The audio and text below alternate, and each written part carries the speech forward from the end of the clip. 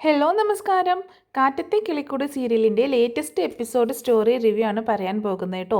അപ്പോൾ എല്ലാവരും സ്റ്റോറി മുഴുവനായിട്ട് കേൾക്കാൻ സപ്പോർട്ട് ചെയ്യുക. അങ്ങനെ ഭാസ്കരൻ നിർബന്ധിച്ച് സുധീഷിനെ നേരെ നിധിയുടെ റൂമിലേക്ക് കൊണ്ടുപോയി കിടത്തുന്നുണ്ട്. നിധിയാണെങ്കിൽ ആകെ ടെൻഷനിലാണ്. എന്ത് ചെയ്യും ദൈവമേ, സുധീഷിനെ എന്തിനാണ് അച്ഛൻ ഇങ്ങോട്ടേക്ക് കൂട്ടിക്കൊണ്ടു വന്നത്? അച്ഛൻ എന്തിനാണ് ഇങ്ങനെയൊക്കെ ചെയ്യുന്നത്? സുധീഷ് ഇവിടെ കിടന്നാൽ പിന്നെ എങ്ങനെ ശരിയാവും എന്നൊക്കെ ആലോചിച്ച് ആകെ ടെൻഷനിലാണ് നിധി. സുധീഷാണെങ്കിൽ ഭയങ്കര ത്രില്ലിലാണ്. കാരണം എന്തൊക്കെയാണെങ്കിലും നിധിയുടെ കൂടെ റൂമിൽ കിടക്കാലോ, നിലത്ത് പായ വിരിച്ച് കിടക്കുകയാണെങ്കിലും ശരി, നിധിയുടെ കൂടെ ഇവിടെ തന്നെ കിടക്കാലോ എന്നുള്ളൊരു സന്തോഷത്തിലാണ്. നിലത്ത് പായ വിരിച്ച് അവിടെ കിടക്കുന്നുണ്ടെന്ന് മാത്രമല്ല, അച്ഛനോട് മനസ്സിലിങ്ങനെ താങ്ക്സ് പറയാണ്. അച്ഛാ, എൻ്റെ പൊന്നച്ഛനാണ്, അച്ഛൻ എൻ്റെ പൊന്നച്ഛനാണ്, അച്ഛന് 100 നന്ദി എന്നൊക്കെ ഇങ്ങനെ പറയാണ്. കാരണം ആ റൂമിലേക്ക് കിടത്താൻ മാറ്റിയല്ലോ. അങ്ങനെ എങ്ങനെയൊക്കെയോ മുറിയിൽ കയറിപ്പറ്റി എന്നൊരു വിചാരം മാത്രമാണ് സുധീഷിൻ്റെ മനസ്സിൽ. ഇതേ സമയം ഭാസ്കരൻ അവിടെ നിന്ന് പോയ സമയത്ത് തന്നെ സുഭാഷ് വന്നിട്ട് വാതിൽ തട്ടിയിട്ട് സുധീഷിനെ വിളിക്കുന്നുണ്ട്. സുഭാഷിന് അന്നേരം ദേഷ്യം വന്നിട്ട് വയ്യ. സുധീഷ് നേരെ വാതിൽ തുറന്ന് നോക്കുക കേട്ടോ. എടാ, പായും തലയിണയും ഒക്കെ എടുത്തിട്ട് ഇങ്ങോട്ട് ഇറങ്ങി വാടാ എന്ന് പറയാണ്. അപ്പോൾ സുഭാഷ് അങ്ങനെ പറഞ്ഞു വിളിക്കുകയാണ്. അല്ല, അത് പിന്നെ സുഭാഷ് ചേട്ടാ, അച്ഛൻ പറഞ്ഞതല്ലേ എന്നൊക്കെ സുധീഷ് ന്യായം പറയാൻ നോക്കുന്നുണ്ട്. അപ്പോൾ അച്ഛൻ ഇങ്ങനെ ഇവിടെ കിടക്കാനൊക്കെ പറഞ്ഞതല്ലേ. അപ്പോൾ പറയണ അച്ഛൻ ഇവിടുന്ന് പോയി, അച്ഛൻ്റെ പേരും പറഞ്ഞ് നീ ഏതായാലും ഈ മുറിയിൽ കിടക്കണ്ട എന്ന് സുഭാഷ് തീർത്ത് പറയണം. അപ്പോഴാണ് നിധിക്ക് ശരിക്കും ഒന്ന് ശ്വാസം നേരെ വീഴുന്നത്. കാരണം അവളാകെ പേടിച്ചിരിക്കുകയായിരുന്നു. എന്താ ഇനിയിപ്പോൾ ഇവിടെ സംഭവിക്കാൻ പോകുന്നത്? സുധീഷ് റൂമിൽ വന്ന് കിടന്നു കഴിഞ്ഞാൽ ഇനി എന്തായിരിക്കും സംഭവിക്കുക? ആകെ പേടിയായിരുന്നു. അപ്പം അങ്ങനെ ഒരു ടെൻഷനിലായിരുന്നു. അപ്പോൾ എന്താണെങ്കിലും മനസ്സിലിങ്ങനെ 100 താങ്ക്സ് പറയുന്നത് സുഭാഷിനോട്. താങ്ക്സ് സുഭാഷ് ഏട്ടാ എന്നിങ്ങനെ മനസ്സിലിങ്ങനെ പറയണം. സുധീഷ് അപ്പോൾ സുഭാഷിനെ ഒന്ന് ദയനീയമായിട്ട് നോക്കുകയാണ്.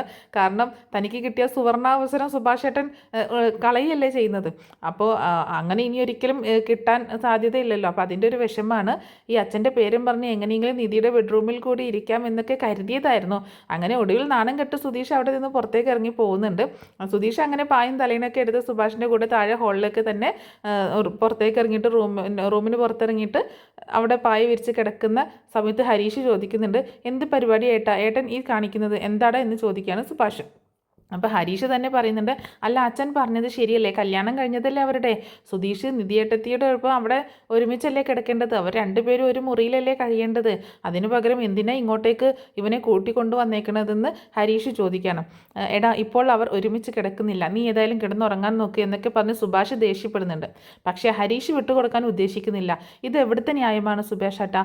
കല്യാണം കഴിഞ്ഞിട്ടും ഇവൻ ഇങ്ങനെ നമ്മുടെ കൂടെ വന്ന് കിടക്കേണ്ട വല്ല കാര്യമുണ്ടോ? അപ്പോൾ സുഭാഷ് പറയാണ്, അതിനെക്കുറിച്ചൊന്നും നീ കൂടുതൽ ചിന്തിക്കേണ്ട, പക്ഷേ ഇത് ശരിയായ നടപടിയല്ല എന്ന് ഹരീഷ് വീണ്ടും പറയാണ്. അപ്പോഴേക്കും സുഭാഷ് കുറച്ചുകൂടി കടുപ്പിച്ച് പറയുന്നുണ്ട്, എടാ നിന്നോടല്ലേ മിണ്ടാതിരിക്കാൻ പറഞ്ഞത്? ഇവനല്ലേ, ഈ സുധീഷ് അല്ലേ നിങ്ങളോട് പറഞ്ഞത് എൻ്റെ കല്യാണം കഴിഞ്ഞിട്ട് ഇവനൊരു ദാമ്പത്യ ജീവിതം ഉണ്ടാവും എന്നൊക്കെ. അപ്പോൾ പിന്നെ അവൻ അങ്ങനെ ഒരു പ്രതിജ്ഞ എടുത്തിട്ട് ആ മുറിയിൽ പോയി കിടക്കുന്നത് ശരിയാണോ എന്ന് ചോദിക്കുകയാണ് സുഭാഷ്. അന്നേരം ഇത് കേട്ടപ്പോൾ ഹരീഷിൻ്റെ മുഖം അങ്ങോട്ടേക്ക് മാറുകയാണ്. അവൻ പിന്നെ ഒന്നും മിണ്ടിയില്ല കേട്ടോ. എങ്കിലും ഹരീഷിൻ്റെ ഉള്ളിൽ എന്തോ ഒരു വല്ലാത്ത അസ്വസ്ഥത തോന്നുന്നുണ്ട്. എന്തോ ഒരു സ്പെല്ലിംഗ് മിസ്റ്റേക്ക് ഹരീഷിന് തോന്നുകയാണ്. ആ സമയം സുഭാഷ് പറയുന്നുണ്ട്, സുധീഷിനോട് പറയണം നീ കിടന്നുറങ്ങാൻ നോക്കടാ എന്ന് പറയുന്നുണ്ട്, ഹരീഷിനോടും സുധീഷിനോടും. അങ്ങനെ പിറ്റേ ദിവസം രാവിലെ സുഭാഷ് വീണ്ടും ജോലിയൊക്കെ ഇങ്ങനെ ചെയ്തുകൊണ്ടിരിക്കുന്ന സമയത്ത് അനുജന്മാരുടെ ഡ്രസ്സൊക്കെ സോപ്പ് വെള്ളത്തിൽ മുക്കി വെക്കിട്ട് ഇങ്ങനെ അലക്കാനായിട്ട് നിൽക്കുന്ന സമയത്ത് ഹരീഷ് വീണ്ടും അങ്ങോട്ടേക്ക് ഇറങ്ങി വരുന്നുണ്ട്. ഹരീഷിനെ കണ്ടപ്പോൾ സുഭാഷ് ചോദിച്ച്, നീ എഴുന്നേറ്റോ, ഞാൻ നിനക്കുള്ള ചായ എടുത്ത് വെച്ചിട്ടുണ്ട്, നീ പോയി എടുത്ത് കുടിക്കുക എന്ന് പറയുമ്പോൾ ഹരീഷ് അതൊന്നും മൈൻഡ് ചെയ്യുന്നില്ല കേട്ടോ. എന്താടാ നിൻ്റെ മുഖം ഇങ്ങനെ കടന്നൽ കുത്തിയതുപോലെ ഇരിക്കുന്നതെന്ന് ചോദിക്കും. നീ എന്താ മിണ്ടാത്ത എന്നൊക്കെ ചോദിക്കുകയാണ് സുഭാഷ്. ഒന്നുമില്ല എന്നിങ്ങനെ അർത്ഥത്തിൽ ഒരു ആക്ഷൻ കാണിച്ചുകൊണ്ട് സുഭാഷ് അവിടെ നിൽക്കണം. അപ്പോൾ സുഭാഷ് ഒന്നും വിട്ടുകൊടുക്കുന്നില്ല, വീണ്ടും ഇങ്ങനെ ഓരോന്ന് ചോദിച്ചുകൊണ്ടിരിക്കുന്നത്. അപ്പോൾ ഹരീഷ് ചോദിക്കുന്നുണ്ട്, എനിക്ക് അറിയാഞ്ഞിട്ട് ചോദിക്കാണ് സുഭാഷ് ഏട്ടാ, സുധീഷ് ഏട്ടൻ്റെ കല്യാണം കഴിഞ്ഞത് സുഭാഷ് ഏട്ടന് ഇഷ്ടപ്പെട്ടില്ലേ എന്ന് ചോദിക്കണം. അതെന്താ നീ അങ്ങനെ ചോദിച്ചത് എന്ന് ചോദിക്കുകയാണ് സുഭാഷ്. അല്ല, ഇന്നലെ രാത്രി അവർ രണ്ടുപേരും ഒരുമിച്ച് ഒരേ മുറിയിൽ കിടക്കാൻ പോയപ്പോൾ സുഭാഷ് ഏട്ടൻ എന്തിനാ അത് തടഞ്ഞത്? ഏട്ടൻ അവർ രണ്ടുപേരും ഒരുമിച്ച് കിടക്കുന്നത് ഇഷ്ടമല്ലേ എന്ന് ചോദിക്കുകയാണ്. സുഭാഷ് ഏട്ടൻ നാഴികക്ക് 40 വട്ടം പറയുമല്ലോ അനുജന്മാരെ പൊന്നു പോലെ നോക്കുന്നു, എന്നിട്ട് ഒരു അനുജനൊരു നല്ല ജീവിതം കിട്ടിയപ്പോൾ അത് തട്ടിത്തെറിപ്പിക്കാൻ നോക്കുകയാണോ എന്നിങ്ങനെ ചോദിക്കുമ്പോൾ, എടാ നീ എന്തൊക്കെയാണ് ഈ പറയുന്നത് എന്ന് സുഭാഷ് തിരിച്ച് ചോദിക്കുകയാണ്. ആ സമയത്ത് ഹരീഷ് സത്യങ്ങളൊന്നും അറിയത്തില്ലല്ലോ, ഹരീഷിന് ഈ കാര്യങ്ങളൊന്നും അറിയത്തില്ലല്ലോ ഇവരുടെ മാരേജ് എങ്ങനെയാണ് നടന്നത് എന്നുള്ളത്.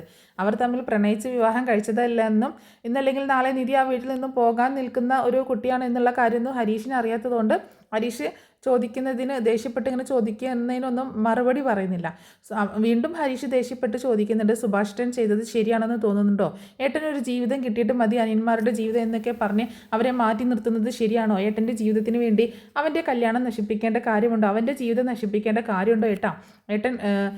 ഏട്ടൻ്റെ കല്യാണം കഴിഞ്ഞ് ഇതൊക്കെ നടക്കും എന്നൊക്കെ പറഞ്ഞിട്ടുണ്ടെങ്കിൽ എന്ന് സംഭവിക്കാനാണ് എന്നൊക്കെ ചോദിക്കുമ്പോൾ സുഭാഷിന് ഒന്ന് സങ്കടമൊക്കെ വരുന്നുണ്ട് കേട്ടോ. കല്യാണം കഴിഞ്ഞത് കൊണ്ട് തന്നെ അവർക്ക് രണ്ടുപേർക്കും ഒരുമിച്ച് ജീവിക്കാനായിട്ട് ആഗ്രഹം കാണില്ലേ? ആ ആഗ്രഹത്തെയാണ് ഏട്ടൻ ഇല്ലാതാക്കാൻ നോക്കുന്നത് എന്നൊക്കെ ഹരീഷ് പറയുന്ന സമയത്ത് സുഭാഷ് പറയുന്നുണ്ട്, എടാ ഹരീഷേ, നീ എന്തൊക്കെയാണ് ഈ പറയുന്നത്? ഞാൻ ഇങ്ങനെ ചിന്തിച്ചിട്ട് പോലുമില്ല എന്ന് പറയണം. വേണ്ട വേണ്ട, ഇനി കൂടുതലൊന്നും ഏട്ടൻ പറയണ്ട, എനിക്കെല്ലാം മനസ്സിലായി. നിങ്ങളിങ്ങനെ പൊതിഞ്ഞ് വെച്ചുകൊണ്ടിരുന്നിട്ട് ഞങ്ങളിൽ ഒരാൾക്ക് നല്ല ജീവിതം കിട്ടിയപ്പോൾ ഈ ഏട്ടൻ്റെ കല്യാണം കഴിയാത്തത് കൊണ്ട് അത് സഹിക്കുന്നില്ലല്ലേ എന്നൊക്കെ ഹരീഷ് ഇങ്ങനെ വീണ്ടും കുറ്റപ്പെടുത്തി സംസാരിക്കുമ്പോൾ സുഭാഷിന് വലിയ വിഷമം തോന്നുകയാണേ. ഹരീഷാണെങ്കിൽ ഭയങ്കരമായിട്ട് നെഞ്ചിൽ കൊള്ളുന്ന രീതിയിൽ സംസാരിക്കുകയും ചെയ്യുന്നുണ്ട്. എന്തായാലും അവിടെ നിന്ന് പെട്ടെന്ന് ദേഷ്യപ്പെട്ടുകൊണ്ട് ഹരീഷ് പോവുകയാണ്. ദൈവമേ, ഇവനെ ഞാൻ എങ്ങനെ പറഞ്ഞു മനസ്സിലാക്കും? തൻ്റെ നിരപരാധിത്വം ഇവനോട് എങ്ങനെ പറയും എന്നൊക്കെ ആലോചിച്ചുകൊണ്ട് സുഭാഷ് ആകെ വിഷമിച്ച് ഇങ്ങനെ നിൽക്കണം. ഉള്ള സത്യാവസ്ഥ പറഞ്ഞിട്ടുണ്ടെങ്കിൽ ഈ വീടിൽ ഒരു ഭൂകമ്പം തന്നെ നടക്കുമെന്ന് സുഭാഷിന് അറിയാം. ഒന്നും പറയാൻ പറ്റാത്ത ഒരു അവസ്ഥയിലാണ് സുഭാഷ്. സത്യം തുറന്നു പറയാനും പറ്റില്ല, പറഞ്ഞില്ലെങ്കിൽ ഇതുപോലെയുള്ള തെറ്റിദ്ധാരണകൾ വീണ്ടും തൻ്റെ പേരിൽ ഉണ്ടാവുകയും ചെയ്യും. സുഭാഷ് ആകെ വിഷമത്തോടു കൂടി തന്നെ തൻ്റെ ജോലിയൊക്കെ ഇങ്ങനെ തുടരുകയാണ്. പിന്നീട് കാണിക്കുന്നത് കുറച്ച് സമയം കഴിഞ്ഞപ്പോൾ നിധി പുറത്തേക്ക് വരുന്നുണ്ട്. ഭാസ്കരൻ ഒരു ഫ്രണ്ടുമായിട്ട് ഇങ്ങനെ ഭാസ്കരൻ അവിടെ പുറത്ത് ഒരാളുമായിട്ട് സംസാരിച്ച് നിൽക്കുന്നത് കാണുകയാണ്. അയാളാണെങ്കിൽ തൻ്റെ സങ്കടങ്ങളൊക്കെ ഇങ്ങനെ പറയുന്നുണ്ട്. എനിക്ക് എന്ത് ചെയ്യണമെന്ന് അറിയില്ല ഭാസ്കരേട്ടാ, ആകപ്പാട് പെട്ടിരിക്കുകയാണ് ഞാൻ എന്നൊക്കെ പറയുന്നുണ്ട്. അവളോട് ഞാൻ പറഞ്ഞിട്ട് അവളൊന്നും തന്നെ അനുസരിക്കുന്നില്ല. അവൾക്ക് വീട്ടിൽ പോകണമെന്ന് ഒരേ വാശിയിലാണ്, ഇപ്പോൾ തന്നെ പോകണമെന്ന് പറഞ്ഞ് നിൽക്കുകയാണ് എന്നൊക്കെ പറയും. അത് കേട്ടപ്പോൾ ഭാസ്കരൻ പറയുന്നുണ്ട്, പോകുന്നവരോടൊക്കെ പോകാൻ പറയടാ, എന്നെ കണ്ടുപഠിക്കുക, പോകുന്നതൊക്കെ പോട്ടെ എന്ന് വെക്കണം. അവളെപ്പോലുള്ള ഒരുത്തിയെ നീ വെച്ചുകൊണ്ടിരിക്കുന്നതിനേക്കാൾ ഭേദം അവളെ ഇറക്കി വിടുന്നത് തന്നെയാണ്. ഇതിൻ്റെ പേരിൽ എന്ത് പ്രശ്നം ഉണ്ടായാലും നീ ജയിലിൽ പോയി കിടക്കുന്നതാണ് നല്ലത്. അപ്പോൾ കുറച്ച് സമാധാനമെങ്കിലും കിട്ടുമല്ലോ എന്നൊക്കെ പറയാണ്. ഇത് കേട്ടുകൊണ്ട് നിൽക്കുന്ന നിധിയുടെ മനസ്സ് ആകെ ടെൻഷനാവാണ്. നികേഷ് പറഞ്ഞ കാര്യങ്ങളാണ് അവളുടെ മനസ്സിലേക്ക് ഓർമ്മ വരുന്നത്. അച്ഛൻ അമ്മയെ കൊന്നിട്ട് ജയിലിലേക്ക് പോയി എന്നാണ് അവൾ അറിഞ്ഞ സത്യം. അതിൻ്റെ പേരിൽ അച്ഛൻ കുറേ കാലം ജയിലിലായിരുന്നല്ലോ. അതൊക്കെ ഓർത്തപ്പോൾ നിധിക്ക് ഭയങ്കര വെപ്രാളവും പേടിയായി. അവൾ വേഗം അകത്തേക്ക് കയറി പോകുന്നുണ്ട്. ആ സമയത്ത് തന്നെ ഭാസ്കരൻ പറഞ്ഞു, എടാ ഞാൻ ഇങ്ങനെയൊക്കെ പറഞ്ഞു എന്ന് കരുതി നീ പോയിട്ട് അവളെ കൊല്ലാനൊന്നുമല്ലാട്ടോ ഞാൻ പറഞ്ഞത്. അവൾ അവളുടെ വീട്ടിലേക്ക് പോയി 10 ദിവസമെങ്കിൽ 10 ദിവസം നിൽക്കട്ടെ, അപ്പോൾ പിന്നെ അവൾ മര്യാദ പഠിച്ചോളും. അതിനുശേഷം നീ അവളെ അവൾ തിരികെ വരട്ടെ എന്ന് ഭാസ്കരൻ തൻ്റെ കൂട്ടുകാരനെ ഉപദേശിക്കണം. കുറച്ച് കഴിഞ്ഞപ്പോൾ നിധിയെ കൂട്ടിക്കൊണ്ട് തന്നെ നികേഷ് കോളേജിലേക്ക് പോവുകയാണ്. നികേഷിന് ഒരു പെൺകുട്ടിയോട് ഇഷ്ടമുണ്ട് കേട്ടോ. അവളെ കാണിച്ചു കൊടുക്കാമെന്ന് പറഞ്ഞാണ് നിധിയെ കൊണ്ടുപോകുന്നത്. കോളേജിലേക്ക് എത്തിയപ്പോൾ നിധി ചോദിക്കുകയാണ്, അല്ല അവൾ ഇന്ന് വരുമല്ലോ അല്ലേ എന്ന് ചോദിക്കുമ്പോൾ, വരും ഏട്ടത്തി, അവൾക്ക് എക്സാം ആയതുകൊണ്ട് ഇന്ന് വരാതിരിക്കാനൊന്നും പറ്റില്ല എന്ന് നികേഷ് പറയണം. അവിടെ ചെന്നപ്പോൾ വേറെ കുറേ ഫ്രണ്ട്സ് അങ്ങോട്ടേക്ക് വന്നു. നികേഷ് അവരെയൊക്കെ പരിചയപ്പെടുത്തി കൊടുത്തു. ഇതെൻ്റെ ഏട്ടത്തിയമ്മയാണ് എന്നൊക്കെ പറഞ്ഞ് അവൻ ഭയങ്കര സന്തോഷത്തോട് കൂടിയിട്ട് നിധി എല്ലാവർക്കും കാണിച്ചു കൊടുക്കുകയാണ്. അപ്പോഴേക്കും നിധി ചോദിക്കുന്നുണ്ട്, എന്തിനാണ് ഇങ്ങനെ എല്ലാവരെയും വിളിച്ച് എന്നെ ഇങ്ങനെ കാണിച്ചു കൊടുക്കുന്നത് എന്ന് ചോദിക്കുമ്പോൾ അന്നേരം നികേഷ് പറയാണ്, ഏട്ടത്തി എനിക്ക് ഭയങ്കര സന്തോഷമായി. പകുതി കുട്ടികളും എന്നെ കളിയാക്കുമായിരുന്നു. എൻ്റെ വീട്ടിൽ പെണ്ണുങ്ങളില്ലാത്ത ആണുങ്ങൾ മാത്രമുള്ള വീടാണ്, പെണ്ണ് വാഴാത്ത വീടാണ് എന്നൊക്കെ പറഞ്ഞ് എൻ്റെ കുടുംബത്തെക്കുറിച്ച് കളിയാക്കുമായിരുന്നു. എൻ്റെ കുടുംബത്തെക്കുറിച്ച് അറിയാവുന്നവരൊക്കെ എന്നോട് മിണ്ടാൻ പോലും വരാറില്ല. അപ്പോൾ ഉള്ളവരൊക്കെ മറ്റുള്ളവരോട് പറയും അവനോട് സംസാരിക്കാൻ പോലും കൊള്ളത്തില്ല എന്ന്. എന്നെ അങ്ങനെ ഒരു കാരണവുമില്ലാതെ അകറ്റി മാറ്റി നിർത്തിയിട്ടുണ്ട്. കുറച്ച് പേര് മാത്രമേ എന്നോട് സംസാരിക്കാറുള്ളൂ എന്ന് പറയണം. എടാ ഞാനിപ്പോൾ നീ പറഞ്ഞിട്ടാണ് നിൻ്റെ കൂടെ ഇങ്ങോട്ടേക്ക് വന്നത്. നീ സ്നേഹിക്കുന്ന പെൺകുട്ടി എനിക്ക് കാണിക്കാം എന്ന് പറഞ്ഞിട്ട് അതൊക്കെ ശരിക്കും ശരിയാണോ എന്ന് ചോദിക്കുകയാണ് നിധി. പിന്നെ ശരിയല്ലാതെ ഇരിക്കുക ഏട്ടത്തി, ചെയ്യേണ്ട, നിനക്ക് അവളെ ഇഷ്ടമാണ്, പക്ഷേ അവൾക്ക് നിന്നെ ഇഷ്ടമാണോ എന്നൊന്നും അറിയില്ലല്ലോ എന്ന് പറയുമ്പോൾ, അവൾ നിന്നെ ഒന്ന് നോക്കുമോ എന്നറിയാൻ വേണ്ടി ഞാൻ ഇങ്ങോട്ടേക്ക് വരുന്നത് ശരിയാണോ എന്നൊക്കെ പറയണം എന്ന് നിധി ചോദിക്കുമ്പോൾ, ഏട്ടത്തി അതൊന്നും ഓർത്ത് വിഷമിക്കേണ്ട, അവളെ കാണാൻ വന്നതല്ലേ എന്ന് പറഞ്ഞുകൊണ്ട് നികേഷ് അവളെ അവിടെ നിർത്തണം. കുറേ സമയം കഴിഞ്ഞപ്പോൾ ഒരു പെൺകുട്ടി തൻ്റെ കൂട്ടുകാരുമായിട്ട് സംസാരിച്ചേക്ക് അങ്ങോട്ടേക്ക് വരുന്നുണ്ട്. ഏട്ടത്തി ഇതേ അങ്ങോട്ടേക്ക് നോക്കാൻ വരുന്ന അവൾ അതാണ് എന്നൊക്കെ പറഞ്ഞ് ഒരു പെൺകുട്ടിയെ ചൂണ്ടിക്കാണിച്ചുകൊണ്ട് നികേഷ് പറയുന്നുണ്ട്. അപ്പോൾ എന്നിട്ട് പറയുന്നുണ്ട്, ആ പെൺകുട്ടി ഇങ്ങനെ കാണിച്ചു കൊടുക്കണം. കാണാൻ നല്ല ഭംഗിയുള്ള ഒരു പെൺകുട്ടി ഫ്രണ്ട്സിനോടൊപ്പം അങ്ങോട്ടേക്ക് ഇങ്ങനെ വരികയാണ്. പക്ഷേ അവൾ അടുത്തൂടെ പോയിട്ടും അവരൊന്നും മൈൻഡ് ചെയ്യുന്നില്ല. എടാ നീയല്ലേ പറഞ്ഞത് അവൾ നിന്നെ നോക്കി ചിരിക്കുമെന്നൊക്കെ, എന്നിട്ടിപ്പോൾ ചിരിച്ചില്ലല്ലോ. അവൾ കാണാനൊക്കെ നല്ല ഭംഗിയുണ്ട്, വെറുതെ അല്ല നീ അവളിങ്ങനെ വീണത് എന്നൊക്കെ പറയണ നിധി. പക്ഷെ അവൾ അങ്ങനെ അവളുടെ ഫ്രണ്ട്സുമായിട്ട് നികേഷിൻ്റെ അടുത്തെത്തിയപ്പോഴേക്ക് നികേഷിൻ്റെ നെഞ്ചിൽ പടപടാ അങ്ങനെ ഇരിക്കുകയാണ്. നികേഷിൻ്റെ മുഖത്ത് ടെൻഷൻ കണ്ടുകൊണ്ട് നിധി അവനെ കളിയാക്കണം. എടാ അവൾക്കില്ലാത്ത ടെൻഷനാണല്ലോടാ നിനക്ക്. പക്ഷെ അവൾ മൈൻഡ് ചെയ്യാതെ പോയപ്പോൾ നിധി പറഞ്ഞു, എടാ ഇതെന്താ അവൾ നിന്നെ ഒന്നും മൈൻഡ് പോലും ചെയ്തില്ലല്ലോ, എന്നിട്ടാണോ നീ പറഞ്ഞത് നിന്നോട് അവൾക്ക് ഭയങ്കര പ്രേമമാണെന്ന് എന്നൊക്കെ. അതങ്ങനെയൊക്കെ ആയിരുന്നു ഏട്ടത്തി, പക്ഷേ ഇവൾക്കിത് എന്ത് പറ്റിയെന്നൊന്നും എനിക്കറിയില്ല എന്ന് പറയണം നികേഷ്. ഒരു പക്ഷേ ഞാൻ കൂടെയുള്ളത് കൊണ്ടാണോ എന്ന് നിധി ചോദിക്കുകയാണ്. അതും അറിയില്ല, എന്നാലും അവൾക്കൊന്ന് നോക്കി ചിരിക്കാമായിരുന്നു, അവൾ പോയില്ലേ എന്ന് ചോദിക്കുകയാണ് നിധി. ആ സമയത്ത് തന്നെ അവൾ കുറച്ച് ദൂരം കൂടി നടന്നിട്ടൊന്ന് തിരിഞ്ഞു നോക്കി. അപ്പോഴേക്കും നികേഷ് പറയണത്, ഏട്ടത്തി അവൾ ഇപ്പോൾ എന്നെ തിരിഞ്ഞു നോക്കി ചിരിക്കുന്നത് കണ്ടോ എന്ന് ചോദിക്കണം. നിധി നോക്കിയപ്പോൾ പെട്ടെന്ന് അവളുടെ ചിരിയൊക്കെ അങ്ങ് മാറി. കണ്ടോ ഏട്ടത്തി എന്ന് നികേഷ് ഇങ്ങനെ ചോദിക്കണം. ഏട്ടാ അവൾ നോക്കി പക്ഷേ ചിരിച്ചില്ലല്ലോ എന്ന് നിധി പറയണേ. ആദ്യം ചിരിച്ചതാണ് ഏട്ടത്തി, പക്ഷേ ഏട്ടത്തി നോക്കുന്നത് കണ്ടപ്പോൾ ചിരി പോയതാ എന്ന് പറയണം. ഇനിയിപ്പോൾ എന്ത് ചെയ്യും, അവൾ പോയില്ലേ, ഇനിയിപ്പോൾ അവൾ ഏത് ഡിപ്പാർട്ട്മെൻറ്റിലാണ് എന്ന് നിധി ഇങ്ങനെ ചോദിച്ചപ്പോൾ അവൾ BA ഇംഗ്ലീഷ് ആണെന്ന് പറയണം. ഞാൻ BCom ആണ് എന്നും നികേഷ് പറഞ്ഞിട്ടുണ്ട്. കൊള്ളാം, ലാംഗ്വേജ് ക്ലാസ്സിൽ വെച്ചൊക്കെ ഞങ്ങൾ കാണാറുണ്ട് എന്ന് പറയാണ് നികേഷ്. ശരി, ഇനിയിപ്പോൾ എന്താ പരിപാടി എന്ന് നിധി ചോദിക്കുമ്പോൾ എനിക്കിന്ന് ക്ലാസ് ഒന്നുമില്ല ഏട്ടത്തി, അവളാണെങ്കിൽ എക്സാം എഴുതാൻ വേണ്ടി പോയി, ഇനി ഇവിടെ നിന്നിട്ട് കാര്യമില്ല, നമുക്ക് തിരിച്ച് വീട്ടിലേക്ക് പോകാമെന്ന് പറയുന്നുണ്ട്.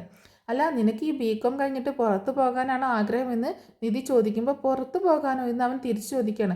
വിദേശത്താണോ ഏട്ടത്തി, ഏട്ടത്തി എന്തൊക്കെ ഈ പറയുന്നത്, നിൻ്റെ ഏട്ടൻ സുധീഷ് പറഞ്ഞല്ലോ നിനക്ക് പുറത്ത് പോയി ബിസിനസ്സൊക്കെ പഠിക്കണം എന്നൊക്കെ ആഗ്രഹമുണ്ട് എന്നൊക്കെ. അത് കേട്ടപ്പോൾ നികേഷ് അങ്ങോട്ട് പൊട്ടിച്ചിരിക്കുകയാണ്. കൊള്ളാം, സുധീഷ് ഏട്ടനല്ലേ പറഞ്ഞത്, എൻ്റെ ഏട്ടത്തി എനിക്ക് വേറെ പണിയൊന്നുമില്ലേ, ഞാൻ ഇപ്പോൾ തന്നെ കുറേ സപ്ലി ഉണ്ട്, അതൊക്കെ ഏത് കാലത്ത് എഴുതി തീർക്കുമെന്ന് പോലും എനിക്കറിയില്ല. സപ്ലിയോ എന്ന് കേട്ട് നിധി അത്ഭുതത്തോട് ചോദിക്കണം. എടാ അപ്പോൾ നീ കോളേജിലേക്ക് പഠിക്കാനല്ലേ വരുന്നത് എന്ന് ചോദിക്കുമ്പോൾ സപ്ലി ഇല്ലാത്ത പിള്ളേർ ഈ കാലത്തുണ്ട് ഏട്ടത്തി എന്ന് ചോദിക്കണം. അപ്പോൾ നിനക്ക് വിദേശത്തൊന്നും പോകണ്ടേ എന്ന് ചോദിക്കുമ്പോൾ ഞങ്ങളുടെ വീട്ടിൽ നിന്നും ആരും ഇതേവരെ ലൊക്കാലിറ്റി വിട്ടുപോയിട്ടില്ല, പിന്നെയാണോ വിദേശത്തേക്ക് പോകുന്നത് എന്നവൻ പറയുന്നുണ്ട്.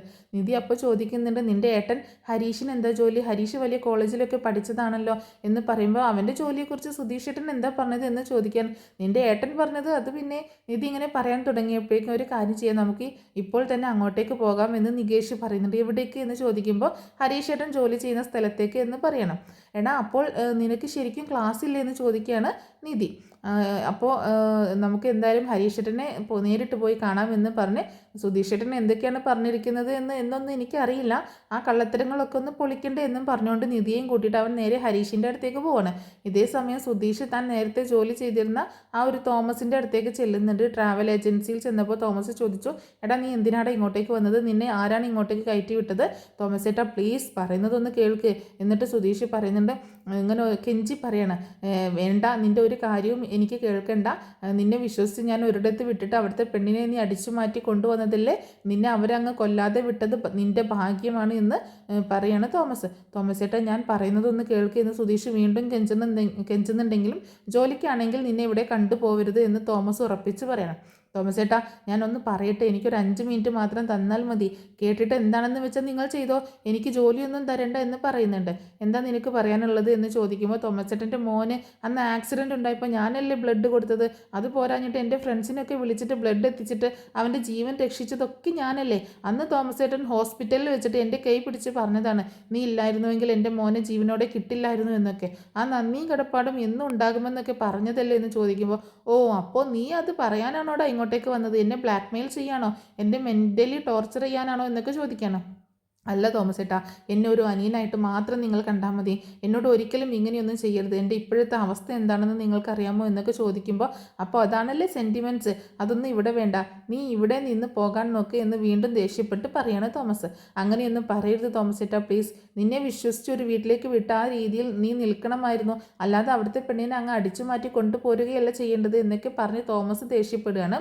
തോമസ് ഏട്ടാ അന്ന് അങ്ങനെയൊക്കെ സംഭവിച്ചു പോയി, ഞാൻ ഡ്രൈവറായിട്ടാണ് പോയത്, പക്ഷേ അവിടെ ചെന്നപ്പോൾ അവൾക്ക് എന്നെ അങ്ങോട്ട് ഇഷ്ടപ്പെട്ടു, അവൾക്ക് ആ കല്യാണത്തിന് താല്പര്യമില്ലായിരുന്നു, ഞങ്ങൾ ഒരൊറ്റ ദിവസം കൊണ്ട് എടുത്ത തീരുമാനമാണ് ഓടിപ്പോവുക എന്നത്, എന്നെ വിശ്വസിച്ച് ഒരാൾ ഇറങ്ങി വരുമ്പോൾ ഉപേക്ഷിക്കാൻ പറ്റുമോ, തോമസ് ഏട്ടനും എന്നെപ്പോലെ സ്നേഹിച്ച് കല്യാണം കഴിച്ചതല്ലേ, ഏട്ടൻ്റെ ലൈഫ് ഇപ്പോൾ അടിപൊളിയല്ലേ എന്ന് സുധീഷ് ഇങ്ങനെ ചോദിക്കുമ്പോൾ, വേണ്ട വേണ്ട നീ കൂടുതലൊന്നും പറയണ്ടെന്നും പറഞ്ഞ് തോമസ് ദേഷ്യപ്പെടുന്നുണ്ട്. സുധീഷിനാണെങ്കിൽ വാക്കുകൾക്കൊന്നും തന്നെ യാതൊരു കുറവുമില്ല കേട്ടോ, ആരെയും ഇങ്ങനെ വാക്കുകൾ കൊണ്ട് ഇങ്ങനെ വീഴ്ത്താൻ പ്രത്യേകം ഇടുക്ക് ഉണ്ട്. തോമസ് ഏട്ടൻ്റെ ഭാര്യ ഇറങ്ങി വന്നപ്പോൾ ഏട്ടൻ കൈവിട്ടോ, ഇല്ലല്ലോ, അതുപോലെ തന്നെ ഞാനും അത് തന്നെ ചെയ്തു, എനിക്ക് അവളെ കൈവിടാനൊന്നും പറ്റിയില്ല തോമസ് ഏട്ടാ, അവൾ എൻ്റെ വീട്ടിലുണ്ട്, ഞാൻ അവളെ പൊന്നുപോലെ നോക്കുന്നുണ്ട്, കാര്യമൊക്കെ ശരിയാണ്, പക്ഷേ നിനക്ക് ജോലി തരാനൊന്നും എന്നെക്കൊണ്ട് പറ്റത്തില്ല എന്ന് തോമസ് പറയണം. അങ്ങനെയൊന്നും പറയരുത് തോമസ് ഏട്ടാ എന്ന് സുധീഷ് വീണ്ടും പറയുന്നുണ്ട്. പോയിട്ട് നാളെ വരാം എന്ന് പറഞ്ഞ് സുധീഷ് പോകുമ്പോൾ വേണ്ട ജോലിക്കാണെങ്കിൽ ഇങ്ങോട്ടേക്ക് വരണ്ട എന്ന് തീർത്ത് പറയുന്നുണ്ട്. എനിക്ക് അവളെ നോക്കണ്ടേ ഏട്ടാ, അവൾക്ക് ചിലവൊക്കെ ഇല്ലേ എന്ന് സുധീഷ് ചോദിക്കണം. നിൻ്റെ വീട്ടിലേക്ക് ഒരു പെണ്ണ് വന്നത് തന്നെ ഭാഗ്യം എന്ന് തോമസ് പറയുന്നുണ്ട്. അവളെ നന്നായിട്ട് നോക്കുന്നുണ്ടോടാ എന്ന് ചോദിച്ചപ്പോൾ പിന്നെ നോക്കാതെ അവളുടെ ചിലവൊക്കെ നോക്കണം, വീട്ടിൽ നിന്ന് സർട്ടിഫിക്കറ്റ് ഒന്നും കൊടുത്തു വിട്ടില്ല, ഇനി എവിടെയെങ്കിലും ഒരു ജോലിക്ക് കയറണമെങ്കിൽ ഡ്യൂപ്ലിക്കേറ്റ് സർട്ടിഫിക്കറ്റ് ഒക്കെ ഉണ്ടാക്കണം, അതുവരെ എങ്ങനെയെങ്കിലും ഒന്ന് രക്ഷിക്ക് തോമസ് ഏട്ടാ എന്ന് സുധീഷ് പറയാണ്. ഒടുവിൽ പറ്റില്ല എന്ന് പറഞ്ഞുവെങ്കിലും തോമസ് ഏട്ടാ നാളെ 8 മണിക്ക് ഞാൻ വന്ന് കാർ എടുക്കും എന്ന് പറഞ്ഞ് സുധീഷ് അവിടെ നിന്ന് പോവാണ്. പക്ഷേ ഇവൻ്റെ ഒരു കാര്യം എന്ന് തോമസ് ഏട്ടൻ ഇങ്ങനെ മനസ്സിൽ വിചാരിക്കുന്നുണ്ട്. കാരണം കുറേ വർഷങ്ങളായിട്ട് അവൻ അവിടെ ജോലി ചെയ്യുന്നുണ്ട്, ഇതുവരെ ഒരു പ്രശ്നമൊന്നും ഉണ്ടാക്കിയിട്ടില്ല. കാര്യം തോമസ് ഏട്ടനെ അറിയാം. അതുകൊണ്ട് തന്നെ പിന്നെ അവൻ പറയുന്നുണ്ട്, സുധീഷ് പറയുന്നുണ്ട്, ഇനി ഞാൻ ഒരു പെണ്ണിനെയും കല്യാണം കഴിച്ചു പോയില്ല തോമസ് ഏട്ടാ, എന്നെ പേടിക്കേണ്ട എന്നൊക്കെ ഇവനെ കളിയാക്കി പറഞ്ഞിട്ടാണ് പോണത്. പിന്നീട് കാണിക്കുന്നത് നികേഷും നിധിയും കൂടിയിട്ട് ഹരിയുടെ വർക്ക്ഷോപ്പിലേക്ക് പോവാണ്. ആ സമയത്ത് നിധി ചോദിക്കുന്നുണ്ട്, ഇതെന്താടാ ഇവിടെ വന്നേക്കണത് എന്ന് ചോദിക്കുമ്പോൾ ഇവിടെ വരേണ്ട ഒരു കാര്യമുണ്ട് എന്ന് നികേഷ് പറയണം. അപ്പോഴാണ് ഹരീഷ് ഒരു ബൈക്ക് നന്നാക്കി അതിങ്ങനെ ഓടിച്ച് നോക്കുന്നത്. ആ ഒരു കാഴ്ച അങ്ങനെ കാണുകയാണ് നിധിയും നികേഷ് കേട്ടോ. അപ്പോൾ ഹരീഷിനെ കണ്ടതോട് കൂടിയിട്ട് നിധി അത്ഭുതത്തോടെ നോക്കുകയാണ്. ദേഹം മുഴുവൻ കരിയോയിലും ഒക്കെ പറ്റിയിട്ടുണ്ട്. സുധീഷ് പറഞ്ഞിരിക്കുന്നത് ഇങ്ങനെയൊന്നുമല്ല, വലിയൊരു ഷോപ്പിൻ്റെ ഓണറാണെന്നാണ് പറഞ്ഞിരിക്കുന്നത്. പക്ഷേ ഹരീഷ് അവിടെ പണിയെടുക്കുന്നത് കണ്ട് നിധി ഒന്ന് ഷോക്കാവുകയാണ്. ഹരീഷ് ആണെങ്കിൽ അവരെ കണ്ടിട്ട് ഇങ്ങനെ ആകെ ടെൻഷൻ അടിച്ച് നിൽക്കുകയാണ്. ഇവരെന്തിനാണ് ഇങ്ങോട്ടേക്ക് വന്നത്, ഇങ്ങോട്ടേക്ക് വരുമെന്നൊന്നും പറഞ്ഞിട്ടുണ്ടായിരുന്നില്ലല്ലോ എന്നൊക്കെ ചിന്തിക്കുന്നുണ്ട്. എന്താ നിധിയേട്ടത്തി ഇവിടെ എന്ന് ഹരീഷ് ചോദിച്ചപ്പോൾ വെറുതെ ഇതുവഴി പോയപ്പോൾ ഒന്ന് കയറിയതാണ് എന്ന് നിധി പറയണം. എടാ നീ എന്താടാ ഏട്ടത്തിക്ക് കസേര ഒന്നും ഇട്ട് കൊടുക്കാത്തത് എന്ന് ചന്തു ചോദിക്കുന്നുണ്ട്. ഹരീഷ് തന്നെ പോയി ഒരു കസേര അങ്ങോട്ടേക്ക് ഇട്ട് കൊടുക്കുകയാണ്. ഇരിക്കാൻ പറയുന്നുണ്ട് നിധിയോട്. ഏട്ടത്തി ഇവിടെ ഇരിക്കുക എന്നൊക്കെ പറയുമ്പോൾ വേണ്ട ഞാനിവിടെ നിന്നോളാം എന്ന് പറയുന്നുണ്ട്. എടാ നീ വരുന്ന കാര്യമെങ്കിലും ഒന്ന് പറയാമായിരുന്നില്ലേ എന്ന് നികേഷിനോട് ചോദിക്കണം. പറഞ്ഞിട്ട് ഇപ്പോൾ എന്താകാനാണ് എന്ന് തിരിച്ച് ചോദിക്കുന്നുണ്ട് നികേഷ്. ചന്തു നീ പോയിട്ട് എന്തെങ്കിലും ഒരു ജ്യൂസൊക്കെ വാങ്ങിച്ചുകൊണ്ട് വാ എന്ന് പറയുന്നുണ്ട് ഹരീഷ്. അപ്പോഴേക്ക് നിധി പറയുന്നുണ്ട് വേണ്ട എന്ന്. എങ്കിലും അവൻ അതൊന്നും കേട്ടില്ല. സ്വീറ്റ്സും കൂടി വാങ്ങിച്ചോളാൻ പറഞ്ഞ് പൈസയും കൊടുത്ത് വിടുന്നുണ്ട്. നിധി ആകപ്പാട് അങ്ങനെ ചുറ്റും നോക്കുകയാണ്. അപ്പോഴേക്ക് ഹരീഷ് പറയുന്നുണ്ട്, ഏട്ടത്തി ഞാൻ ഇവിടെ വെറും ഒരു ജോലിക്കാരനാണ്, ഇതെൻ്റെ സ്വന്തം കടയൊന്നുമല്ല എന്നിങ്ങനെ പറയണം. ഹരീഷ് കള്ളമൊന്നും പറയുന്ന ആളല്ല, അതുകൊണ്ട് തന്നെ ഉള്ള സത്യമൊക്കെ തന്നെ തുറന്നങ്ങോട്ട് പറയുന്നുണ്ട് നിധിയോട്. ഇതെല്ലാം കേട്ട് നിധി വലിയ അത്ഭുതത്തോട് കൂടിയിട്ട് നോക്കി ഇങ്ങനെ നിൽക്കുകയാണ്. ഹരീഷിൻ്റെ വർക്ക്ഷോപ്പിലെ ആ വർക്ക്ഷോപ്പിൻ്റെ ആ സത്യം അറിഞ്ഞതോട് കൂടിയിട്ട് നിധി ഉള്ളിൽ ഇങ്ങനെ സുധീഷ് കെട്ടിപ്പൊക്കിയ ഓരോ കൊട്ടാരങ്ങളൊക്കെ ഉണ്ടല്ലോ, നുണക്കോട്ടകൾ, അതൊക്കെ ഓരോന്നോരോന്നായിട്ട് തകർന്ന് വീഴാൻ തുടങ്ങുകയാണ്.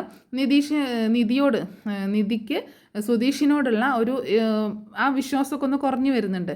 വർക്ക്ഷോപ്പിൽ നിന്നും തിരികെ വരുമ്പോൾ നിധി ആകെ നിശബ്ദയായിരുന്നു. നികേഷ് ഇടയ്ക്കിടയ്ക്ക് അവളെ നോക്കുന്നുണ്ടെങ്കിൽ അവളൊന്നും തന്നെ മിണ്ടുന്നില്ല. വീട്ടിലേക്ക് എത്തിയതോട് കൂടിയിട്ട് നിധി നേരെ സുധീഷിൻ്റെ അടുത്തേക്കാണ് തിരിയുന്നത്. സുധീഷ് അപ്പോൾ അപ്പുറത്തെ പറമ്പിൽ എന്തോ കാര്യമായി ആലോചിച്ച് ഇങ്ങനെ നിൽക്കണം. നിധി അവൻ്റെ അടുത്തേക്ക് ചെന്നിട്ട് ചോദിക്കുന്നുണ്ട്, സുധീഷേ ഹരീഷിന് വലിയ മെക്കാനിക്കൽ ഷോപ്പ് ഉണ്ടെന്നാണല്ലോ നീ എന്നോട് പറഞ്ഞത്, എന്തിനാണ് അവൻ അവിടുത്തെ വെറും ഒരു ജോലിക്കാരനാണെന്ന കാര്യം എന്നോട് മറച്ചു വെച്ചത് എന്നൊക്കെ ചോദിക്കുന്നുണ്ട്. ഞാൻ അവിടെ പോയിരുന്നു, ഞാൻ അതൊക്കെ നേരിട്ട് കണ്ടു എന്ന് പറയാണ്. നിധിയുടെ ചോദ്യമൊക്കെ കേട്ടിട്ട് സുധീഷ് ഒന്ന് പതറിപ്പോകുന്നുണ്ട്. പക്ഷേ പെട്ടെന്ന് തന്നെ അവൻ മുഖം മാറ്റി. അത് പിന്നെ നിധി ഹരീഷ് ആ കാര്യം നമ്മളെ ഒന്നും അറിയിക്കാതെ ഇരിക്കുന്നതാണ്, അവനിപ്പോൾ അത്യാവശ്യം പണമൊക്കെ കിട്ടുന്നുണ്ട്, അതുകൊണ്ട് ഞാൻ കരുതി അത് അവൻ്റെ സ്വന്തം കടയായിരിക്കുമെന്ന് എന്ന് സുധീഷ് വീണ്ടും നുണ പറയുമ്പോൾ പിന്നെ നികേഷിൻ്റെ കാര്യം അവൻ ഇപ്പോഴും സപ്ലൈ ഉണ്ടല്ലോ, പിന്നെ പഠിക്കാൻ അത്ര മോശമാണല്ലോ എന്നൊക്കെ എനിക്ക് മനസ്സിലായി, നീ വലിയ പഠിപ്പിസ്റ്റാണെന്നൊക്കെ അല്ലേ പറഞ്ഞത്, അവനെ വിദേശത്തേക്ക് പറഞ്ഞേക്കാൻ പോകുമെന്നൊക്കെ അല്ലേ പറഞ്ഞത് എന്ന് ചോദിക്കുമ്പോൾ അതൊക്കെ നീ വെറുതെ പറഞ്ഞതല്ലേ എന്ന് ചോദിക്കുകയാണ് എന്നൊക്കെ നിധി ഇങ്ങനെ ചോദിക്കുന്നുണ്ട്. അപ്പോൾ സുധീഷ് അന്നേരം ഒന്ന് ചിരിക്കുകയാണ്. അത് പിന്നെ നിധി ഈ വീട്ടിലെ സാഹചര്യം നിനക്കറിയില്ല, അച്ഛൻ കടുപ്പക്കാരനാണ്, ഏട്ടനാണെങ്കിൽ പാവമാണ്, എല്ലാവരെയും കുറിച്ച് നല്ലത് മാത്രമേ ഞാൻ പറഞ്ഞിട്ടുള്ളൂ, അത് ഈ വീട്ടിലൊരു മനസ്സമാധാനം ഉണ്ടാകാൻ വേണ്ടിയിട്ടല്ലേ. സുധീഷിൻ്റെ ഈ ഒരു കൗശലപൂർണ്ണമായ മറുപടിയിൽ നിധിക്ക് വലിയ വിശ്വാസമൊന്നും വന്നില്ല. എങ്കിലും അവൾ തൽക്കാലം ഒന്നും മിണ്ടാതിരിക്കുന്നുണ്ട്. അന്ന് വൈകുന്നേരം മറ്റൊരു സംഭവം കൂടി ഉണ്ടാവുകയാണ്. ഭാസ്കരൻ പഴയൊരു കടലാസ് കെട്ടുമായിട്ട് വരുന്നുണ്ട്. നിധി അപ്പോൾ ആ സമയത്ത് ചായയുമായിട്ട് അങ്ങോട്ടേക്ക് ചെല്ലുന്നുണ്ടായിരുന്നു. പഴയ ഫയലിൽ നിന്നും ഒരു പത്രവാർത്തയുടെ കട്ടിങ്സ് നിലത്ത് വീഴണം. നിധി അത് കണ്ടിട്ട് കുനിഞ്ഞെടുക്കുന്നുണ്ട്. അതിൽ കണ്ട വാർത്ത അവളെ ആകെ തളർത്തി കളയാണ്. വർഷങ്ങൾക്ക് മുമ്പ് നടന്ന ഒരു ആക്സിഡൻറ്റിനെ കുറിച്ചായിരുന്നു അത്. ഭാസ്കരൻ അന്ന് ജയിലിൽ പോയത് ഒരാളെ കൊന്നിട്ടൊന്നുമല്ല, മറിച്ച് തൻ്റെ സുഹൃത്തിനെ രക്ഷിക്കാൻ വേണ്ടി ശ്രമിക്കുന്നതിനിടയിൽ ഉണ്ടായ ഒരു അപകടത്തിൻ്റെ പേരിലായിരുന്നു. സുധീഷ് തന്നോട് പറഞ്ഞിരിക്കുന്ന ഒരു കൊലപാതക കഥ അത് വെറും പച്ചക്കള്ളമാണെന്ന് അവൾക്ക് അതോടുകൂടിയിട്ട് മനസ്സിലാവുന്നുണ്ട്. ഭാസ്കരൻ ഒരു തെറ്റും ചെയ്തിട്ടില്ല എന്ന് മനസ്സിലാവണം. നിധി ആ കടലാസുമായിട്ട് ഭാസ്കരൻ്റെ അടുത്തേക്ക് ചെല്ലുന്നുണ്ട്. അച്ഛ ഇതെന്താണ് എന്ന് ചോദിച്ചപ്പോൾ ഭാസ്കരൻ്റെ കണ്ണുകൾ നിറയാണ്. മോളെ അതൊക്കെ പഴയ കാര്യമാണ്, പണ്ട് എൻ്റെ കൂട്ടുകാരനൊരു ഗുണ്ടാസംഘം ആക്രമിച്ചപ്പോൾ ഞാൻ അവനെ രക്ഷിക്കാൻ വേണ്ടി പോയതാണ്, പക്ഷേ ആ ബഹളത്തിനിടയ്ക്ക് ഒരാൾക്ക് പരിക്ക് പറ്റി, അതെങ്ങനെ എൻ്റെ തലയിലായി, കുടുംബത്തിന് ചീത്തപ്പേരുണ്ടാക്കണ്ട എന്ന് കരുതി ഞാനത് ആരോടും പറഞ്ഞില്ല എന്നൊക്കെ പറയുന്നുണ്ട്. ഇത് കേട്ടപ്പോൾ നിധിക്ക് സുധീഷിനോട് വല്ലാതെ ദേഷ്യം തോന്നുകയാണ്. തന്നെ ഈ വീട്ടിൽ നിന്നും തളച്ചിടാൻ വേണ്ടിയിട്ട് സുധീഷ് തൻ്റെ കുടുംബാംഗങ്ങളെക്കുറിച്ച് ഇത്രയധികം കള്ളത്തരങ്ങളെല്ലാം പറഞ്ഞുണ്ടാക്കിയെന്ന് അവൾക്ക് ബോധ്യപ്പെടുകയാണ്. ആ രാത്രി അവൾ ഒരു തീരുമാനം എടുക്കുന്നുണ്ട്. ഈ വീട്ടിലെ ഓരോരുത്തരുടെയും നന്മകൾ അവൾ മനസ്സിലാക്കുന്നുണ്ട്. പക്ഷേ ഈ വീട്ടിലെ ഏറ്റവും വലിയ കുഴപ്പക്കാരൻ സുധീഷാണ് എന്നുള്ളത് മനസ്സിലാക്കുകയാണ്. അടുത്ത ദിവസം രാവിലെ നിധി സുധീഷിനെ വിളിച്ചിട്ട് പറയുന്നുണ്ട്, സുധീഷൻ, നിൻ്റെ കള്ളങ്ങളൊക്കെ ഞാൻ തിരിച്ചറിഞ്ഞു കഴിഞ്ഞു. ഇനി ഒരൊറ്റ നുണ കൂടി നീ പറഞ്ഞു കഴിഞ്ഞാൽ ഞാൻ എല്ലാവരോടും, ഏട്ടന്മാരോടും എൻ്റെ അച്ഛനോടും ഒക്കെ ഞാൻ നിൻ്റെ ഏട്ടനോടും അച്ഛനോടും ഒക്കെ ഞാൻ പറയും നമ്മൾ തമ്മിൽ വിവാഹം കഴിച്ചിട്ടില്ല, നമ്മൾ തമ്മിൽ ഒരിക്കലും ഭാര്യാഭർത്താക്കന്മാരല്ല എന്നുള്ള കാര്യമൊക്കെ ഞാൻ പറയുമെന്ന് പറയാണ്. നമ്മൾ തമ്മിലുള്ള ഈ നാടകം അധികകാലം നീണ്ടു പോവില്ല. നിധിയുടെ ആ മാറ്റം സുധീഷിനെ ശരിക്കും ഒന്ന് ഞെട്ടിക്കുന്നുണ്ട്. നിധി ഇനി എന്തായാലും പണ്ടത്തെ പോലെ ഒരു പാവം പെണ്ണല്ല എന്ന കാര്യം സുധീഷിന് മനസ്സിലാവാണ്. അങ്ങനെ നിധി വീട്ടിലെ ഓരോരുത്തരുടെയും വിശ്വാസം നേടിയെടുക്കുമ്പോൾ സുധീഷ് അവിടെ ഇങ്ങനെ ഒറ്റപ്പെട്ടു പോകുന്നുണ്ട്. ഭാസ്കരനും ഹരീഷും സുഭാഷും നികേഷും എല്ലാവരും ഇപ്പം നിധിയുടെ കൂടെയാണ്. സുധീഷ് പറഞ്ഞ നുണക്കഥകൾ ഓരോന്നായിട്ട് പൊളിഞ്ഞതോടെ നിധിക്ക് ഈ വീട്ടിൽ പിടിച്ചു നിൽക്കാൻ പുതിയൊരു കരുത്ത് കിട്ടിയിരിക്കുകയാണ്. അങ്ങനെ വരും എപ്പിസോഡുകളിൽ സുധീഷിൻ്റെ കൂടുതൽ കള്ളത്തരങ്ങൾ നിധി പുറത്ത് കൊണ്ടുവരിക തന്നെ ചെയ്യും.